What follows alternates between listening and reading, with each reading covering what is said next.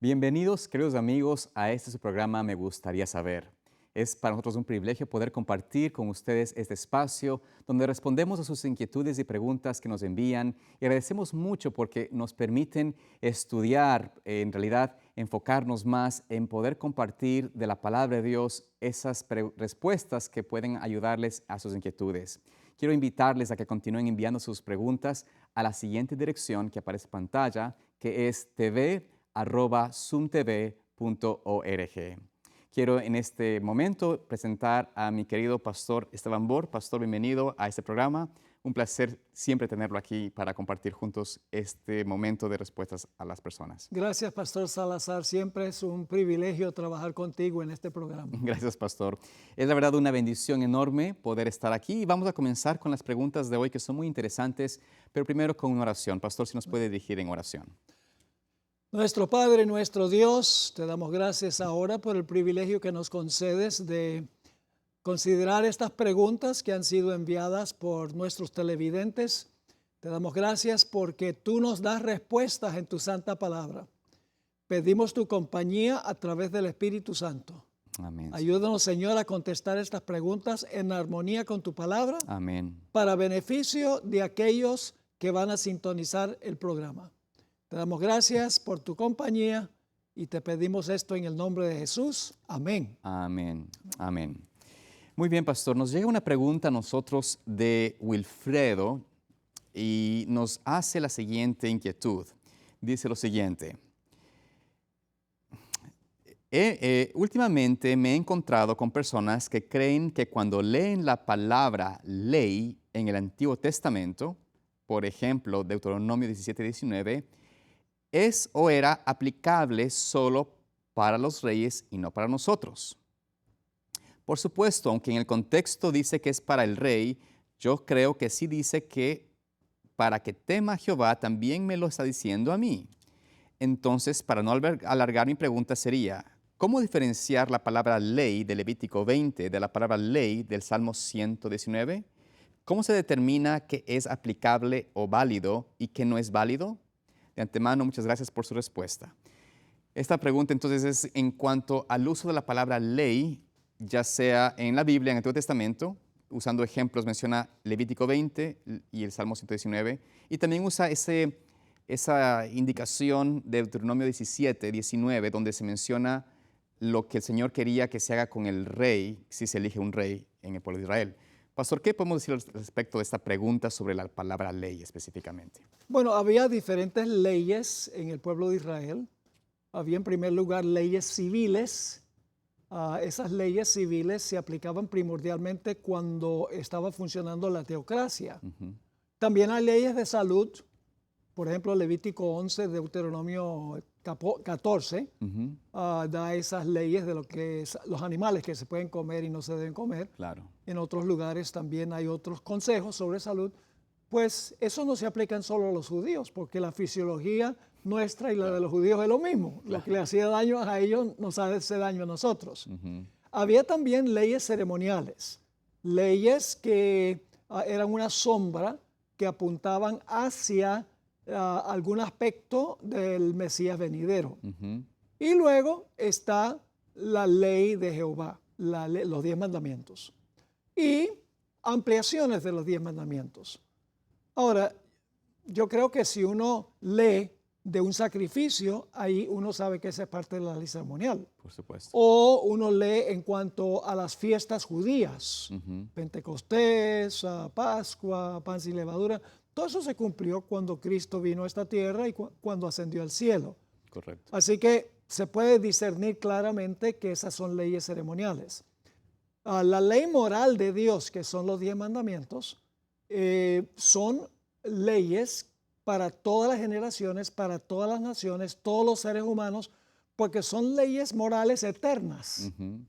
Y yo creo que una persona de sabio juicio y que ora al Señor va a saber si una ley es perpetua o si una ley es solamente temporal. Ahora, esta persona mencionó Deuteronomio 17 y el versículo 19. Sería bueno tal vez leer no solamente ese versículo, sino leer desde el versículo 18 hasta el versículo 20. Y esto se está refiriendo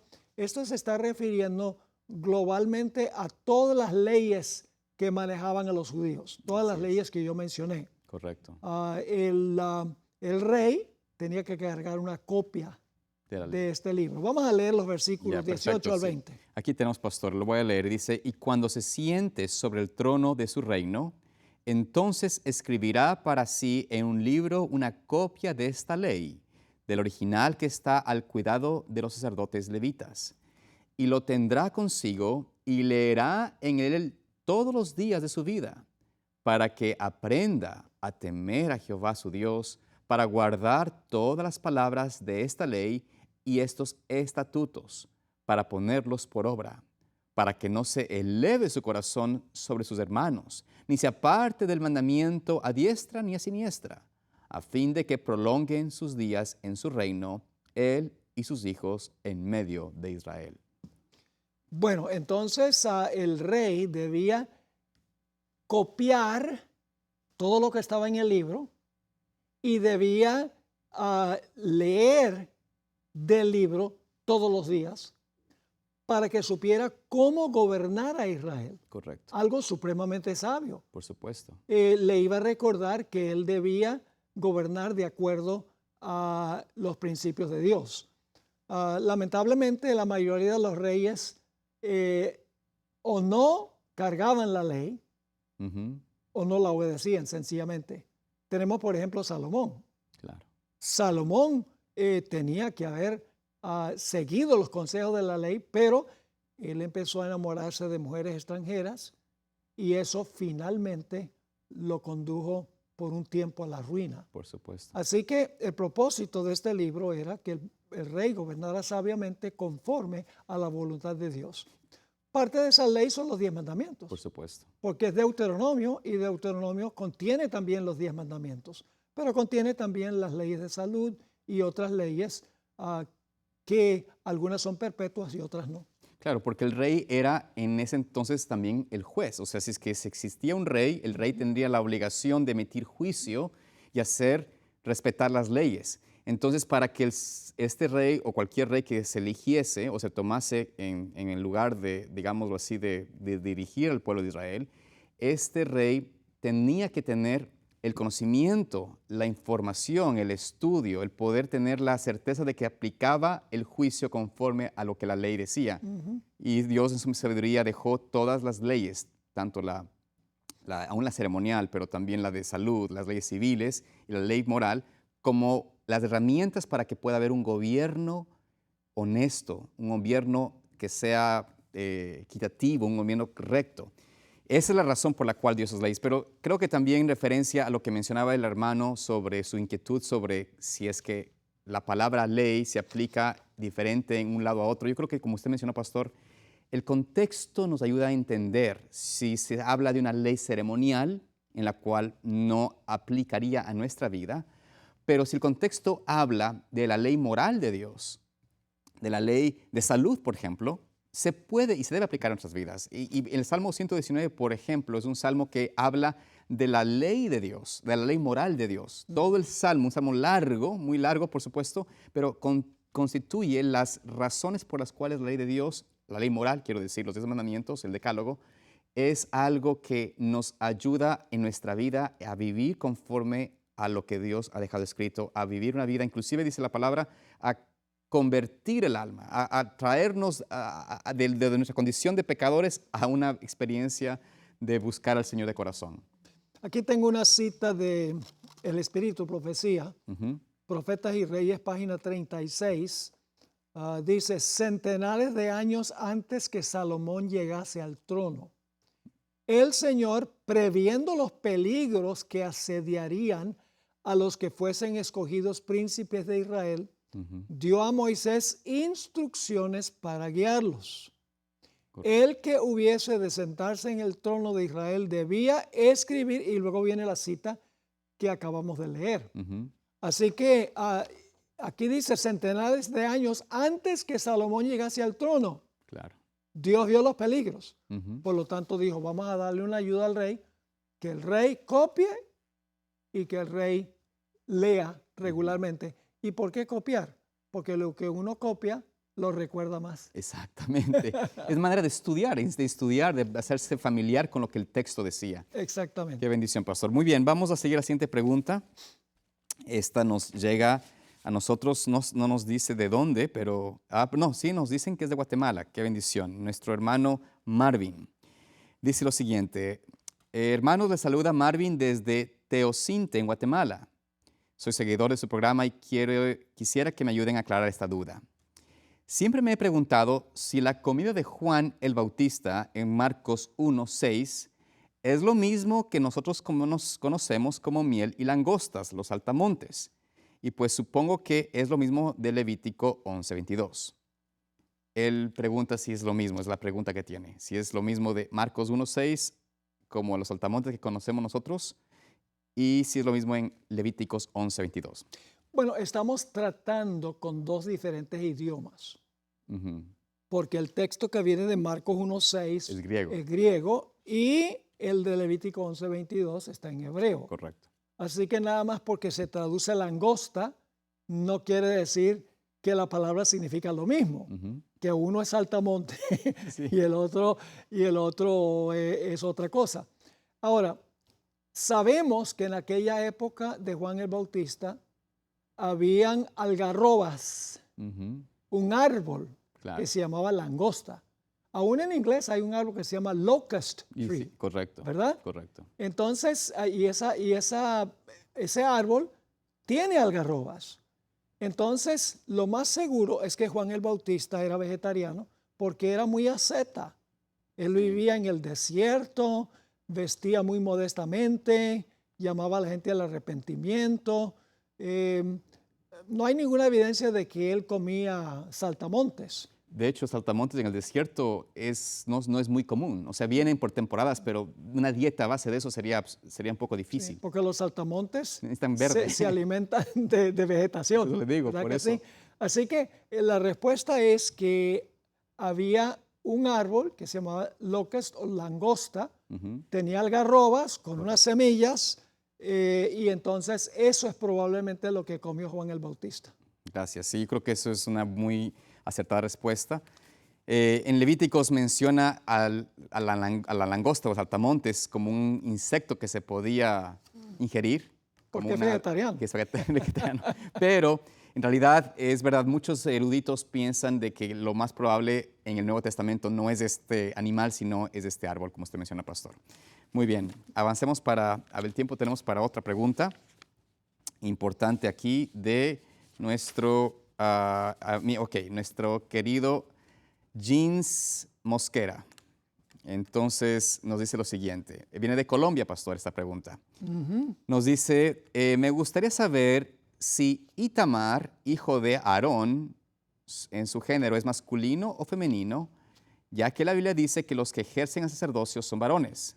Sin embargo, la Biblia en Primera de Crónicas, capítulo 24, versículos 1 y 2, especifica que los que Nadab e Itamar ejercieron el sacerdocio, y de acuerdo con lo aprendido, el nombre de Itamar es femenino. Entonces, no sé si es una persona descrita como hombre o mujer. Muchas gracias.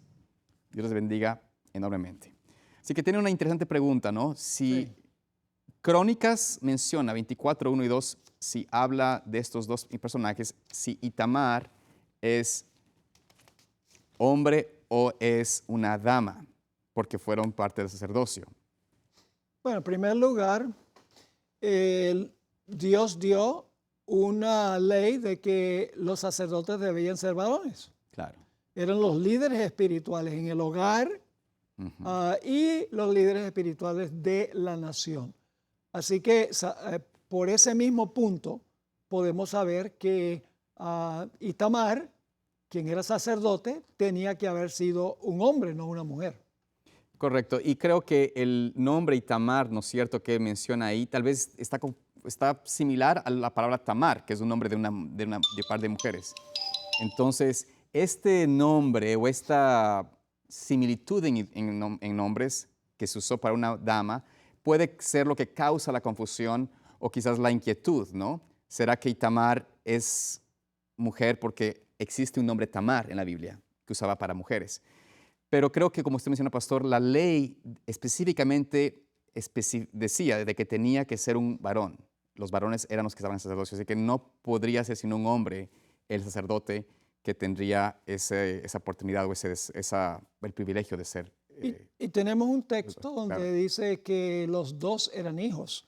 correcto, Dice, harás llegar delante de ti a Aarón tu hermano y a sus hijos consigo de entre los hijos de Israel para que sean mis sacerdotes. correcto, A Aarón y a Nadab, Abiú, Eleazar e Itamar, hijos de Aarón. correcto. No dice hijo e hija, No, dice hijos masculino de Aarón. exactamente. Entonces, en realidad, como usted menciona, cada vez que se menciona la palabra Itamar como hijos, se refiere a los hijos de Aarón, en sentido de masculino. El nombre podía ser un poco femenino en otros casos, o podía ser o neutral, pero en realidad lo importante es que él era un varón y era sacerdote. Pues fíjate que hay ciertos nombres que uno no esperaría que sean de un hombre. Por ejemplo, yo tuve, cuando estuve en New Jersey, Sí, a un hombre que se llamaba Flor, ajá. que es medio inusual para un hombre, ¿no? Claro, claro, Así que el nombre Itamar es uno de esos que podría referirse a un hombre o una mujer, claro. pero en Éxodo 28:1 dice que eran hijos Hijos. masculinos. Correcto, correcto. Y sí, hay varios pasajes que habla Itamar, pero siempre hacen referencia a hijo de Aarón, no como hija o nada por el estilo. Él era un varón en realidad. Correcto. Creo que es importante tomar esto. Sí, a veces puede haber preguntas así, pero es importante que analicemos el contexto, analizar completamente esto. Correcto. Vayamos a otra pregunta, pastor. Tenemos tiempo para una más. Y esto es interesante. Nos viene Julio César, nos envía, no sabemos de dónde, pero nos pregunta la siguiente pregunta. Me gustaría saber si Jesús murió literalmente siendo Dios y hombre a la vez, porque Dios no puede morir, pero ¿cómo es eso? Esta es una pregunta teológica muy importante, Sí. pero creo que es prudente, pastor, que tratemos de mostrar de acuerdo a la palabra de Dios. ¿Qué se puede decir al respecto a esta persona, a esta inquietud? Bueno, la Biblia nos dice que solo Dios es inmortal, quien solo tiene inmortalidad, Ujú, dice la Biblia. Así que Dios, el ser divino, ujú, no puede morir porque es inmortal. correcto. Cuando Dios creó a Adán y Eva, los creó condicionalmente inmortales. Si no pecaban, Ujú, entonces hubieran vivido para siempre, claro. pero su vida era contingente a la vida de Dios. Ahora, Jesús tenía algo que no tenía ningún otro ser humano, y es que Jesús es 100% Dios Ujú, y 100% hombre en una sola persona. claro. Ahora, ¿qué fue lo que murió cuando el Señor Jesucristo murió en la cruz? No murió su divinidad, murió su humanidad. Unidad. Porque la divinidad no puede morir. Tal vez puedo leer aquí un par de citas del Espíritu de Profecía. La primera cita, Mensajes Selectos, tomo 1, página 354, dice, está citando a Jesús, yo soy la resurrección y la vida. El que había dicho, yo pongo mi vida para volverla a tomar, salió de la tumba a la vida que estaba en él mismo. Ajá. Murió la humanidad, no murió la divinidad. Ujú, En su divinidad, Cristo poseía el poder de romper las ataduras de la muerte. ujú, Declara que tiene vida en sí mismo para resucitar a quien quiera. Y hay otra cita que dice esto, fue cambiada la naturaleza humana del Hijo de María a la naturaleza divina del Hijo de Dios. Es decir, dejó de ser Dios para llegar a ser hombre. Ella contesta, no. ujú, Las dos naturalezas se combinaron misteriosamente en una sola persona. ujú, El hombre, Cristo Jesús. En él habitaba la plenitud de la deidad corporalmente. Colosenses 2:9. Cuando Cristo fue crucificado, fue su naturaleza humana la que murió. La deidad no se hundió y murió, pues eso hubiera sido imposible. Así que está súper claro que lo que murió fue su humanidad, su divinidad no murió. Ahora, añadiendo a esto o complementando a esto, pastor, creo que también es importante recordarle a la persona que Jesús no hizo un acto teatral, por decirlo así. Él no murió como un acto de Hollywood, como simulando la muerte. Él tuvo que experimentar como ser humano, como usted menciona claramente, una muerte, y la muerte que es la recompensa de la transgresión de la ley de Dios. Por eso se menciona en Apocalipsis 1, versículo 5, se habla de Él que es el primogénito de los muertos. Y Cristo en Juan 10, 17, 18 dice esto de sí mismo, dice, por eso me ama el Padre, porque yo pongo mi vida para volverla a tomar. Nadie me la quita, sino que yo de mí mismo lo pongo. Tengo poder para ponerla y tengo poder para volverla a tomar. Este mandamiento recibí de mi Padre. Es decir, Jesús declara ahí claramente en sus palabras, Él no es que lo mataron en contra de su voluntad, Él se entregó por nosotros, Él dio su vida, Él fue muerto porque eligió pagar esa penalidad nuestra, y no fue el Padre que le levantó de la muerte, Él mismo, la divinidad de Cristo, quizás así, podemos decirlo así, es la que hizo que Él pudiese tener la victoria sobre la muerte y salir de la muerte triunfante. Pero es un misterio tratar de entender todas las cosas. Creo que es importante que también dejemos en claro a nuestro querido amigo que no se puede exactamente definirlo porque nuestra mente no nos da la capacidad para comprender. Pero aceptar lo que la palabra de Dios nos dice, la palabra inspirada, pero Cristo sí probó la muerte que nosotros merecíamos. No fue un acto, no fue una ilustración, no fue un drama, fue una realidad para Él. Además, es muy importante reconocer que la divinidad de Jesús no tenía que morir, porque la divinidad no pecó. Claro. Él tomó nuestro lugar como ser humano. Por eso Él tenía que morir como ser humano, tenía que pagar la deuda que nosotros tenemos como ser humano. Así que, además de eso, la Biblia dice que Dios no puede ser tentado. Si Dios no puede ser tentado, entonces Dios tampoco puede pecar. Claro. Y la paga del pecado es muerte. Su divinidad no mereció la muerte. Su humanidad mereció la muerte porque Él estaba colocándose en lugar de la raza humana que había pecado, que había transgredido la ley. Por supuesto. Y Él tomó y probó de la muerte, el único elemento, por decirlo así, no experimentado por Dios, porque el autor de la muerte es Satanás, el pecado.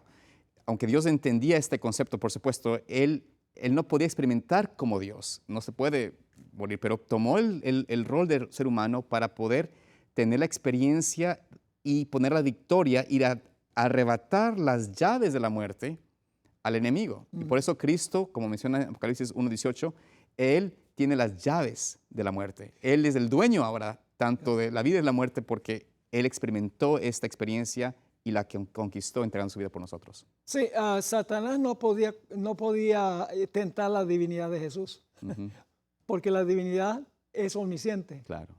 No podría haber engañado a Jesús. No. Pero sí tenía que pagar la deuda de los seres humanos. Por eso el Señor Jesucristo vino como el Dios hombre, porque solo Dios nos puede salvar, y al mismo tiempo, como humano, muere para ocupar nuestro lugar. Amén, amén, pastor. Bueno, queridos amigos, les agradecemos mucho por estas preguntas que nos envían. Agradecemos de que Dios nos permite también contestarlas y rogamos que el Señor los acompañe y los dirija a un conocimiento más pleno de su palabra, de su verdad. Dios los bendiga.